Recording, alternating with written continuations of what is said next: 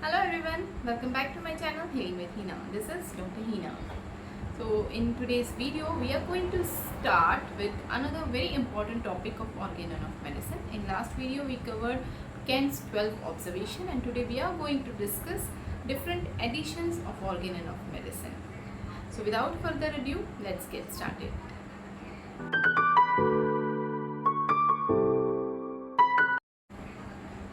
So we all know that total 6 editions Organon of medicine के हैं, जिसमें से 5 एडिशंस जो थे वो हैनीमैन के लाइफ टाइम में ही पब्लिश हो चुके थे.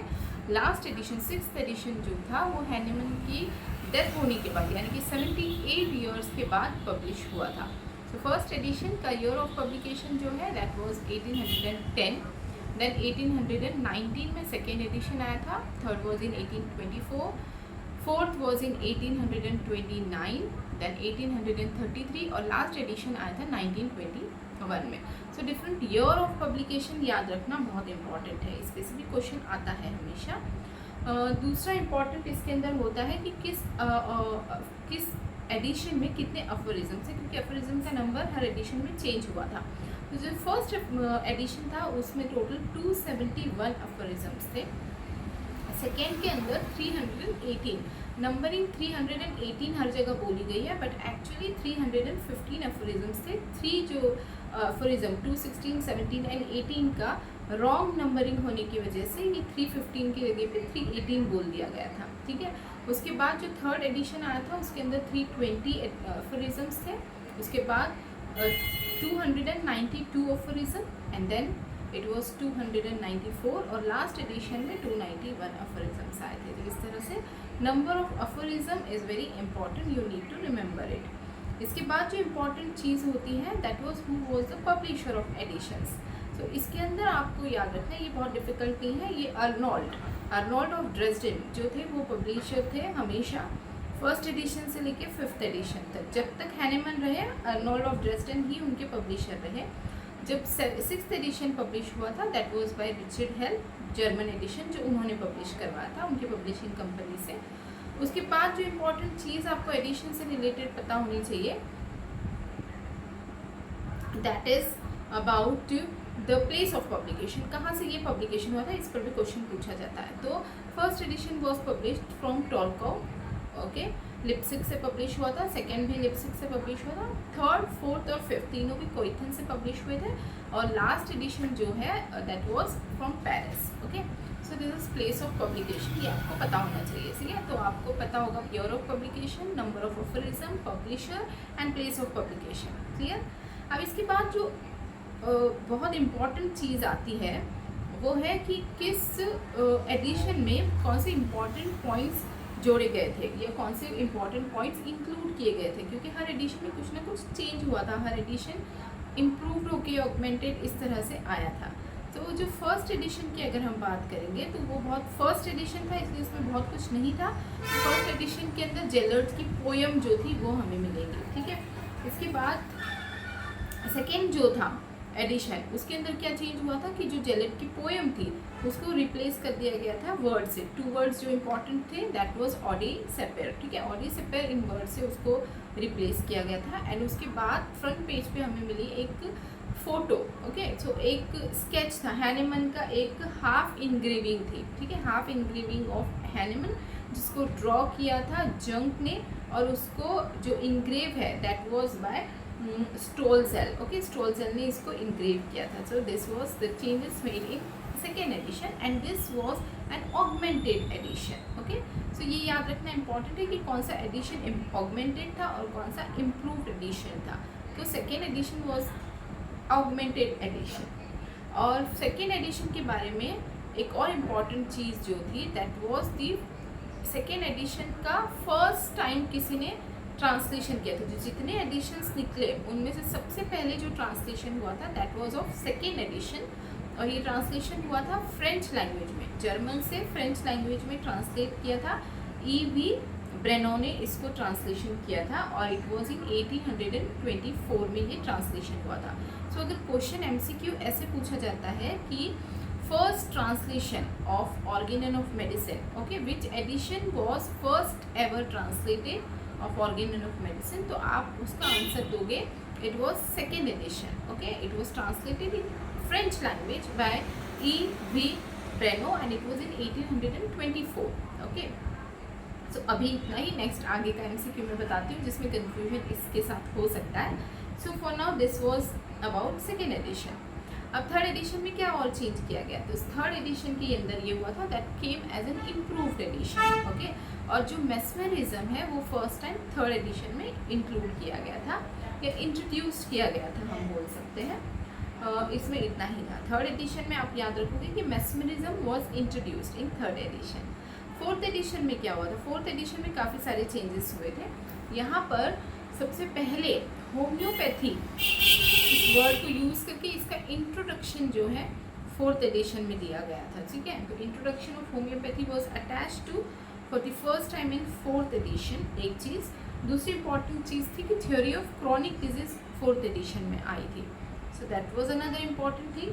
इसके बाद अफोरिज्म नंबर 5 जो है उसको इंक्लूड किया था, उसको इम्प्रूव किया था इन fourth addition. Okay, and lastly it came allopathy. Allopathy ये वर्ड भी फर्स्ट टाइम, होम्योपैथी का इंट्रोडक्शन, एलोपैथी ये वर्ड जो है फर्स्ट टाइम यूज हुआ था इन फोर्थ एडिशन. इसके अलावा मैंने बोला आपको कि chronic theory of chronic disease इसके अंदर इंट्रोड्यूस हुई थी और अफोरिज्म नंबर 5 इसके अंदर इंक्लूड हुआ था. So this was the different changes or the important point of related to fourth edition, and it was an augmented and improved edition. Okay, so हमने देखा first edition था, उसके बाद augmented edition आया, उसके बाद improved edition आया, then it was augmented plus improved edition. Okay, क्योंकि augmented और improved edition के editions के according भी question बनता है, so ये आपको याद रखना है. Okay, इसके बाद next जो था fifth edition. So fifth edition से रिलेटेड इंपॉर्टेंट चेंजेस ये थे कि यहाँ पर पहले तो थ्योरी ऑफ वाइटल फोर्स बताया उन्होंने. वाइटल फोर्स वर्ड यूज़ किया था, माइंड यू. ओके, इसमें कंफ्यूज नहीं होना है. So theory of vital force was in fifth edition and drug dynamization was also in fifth edition and isopathy was first time use in fifth edition. उसके बाद next वो six last addition जो आया था, तो उसके अंदर सबसे इंपॉर्टेंट चेंज जो हुआ था दैट वाज 50 मिलीसिमल पोटेंसी का. ठीक है, तो 50 मिलीसिमल पोटेंसी. अब जो फिफ्थ और उसके अलावा इसके अंदर हुआ था वाइटल प्रिंसिपल, इस वर्ड को यूज़ किया था instead of vital force. Okay, ये 78 years after death of Hahnemann publish हुआ था. अब इसमें इंपॉर्टेंट जो आपको याद रखना है वो ये कि जो ये टर्म था 50 मिलीसिमल जो हम यूज़ करते हैं, so the 50 मिलीसिमल this term was given by this word was given by Parrish-Smith. Okay, इस पे भी क्वेश्चन आता है. तो Parrish-Smith gave this term 50 मिलीसिमल. जो ओरिजिनल टर्म हैनेमन ने खुद यूज़ किया था that was renew dynamization. Okay, renew dynamization was by Hahnemann और इसी को हम लोग बोलते हैं क्यू पोटेंसी. और जो क्यू पोटेंसी है ये वर्ड दिया था जोस्ट कुंजली ने. ओके, जोस्ट कुंजली ने ये वर्ड जो है कहाँ से लिया था, क्यू का मतलब क्या था, तो it was from the Latin word.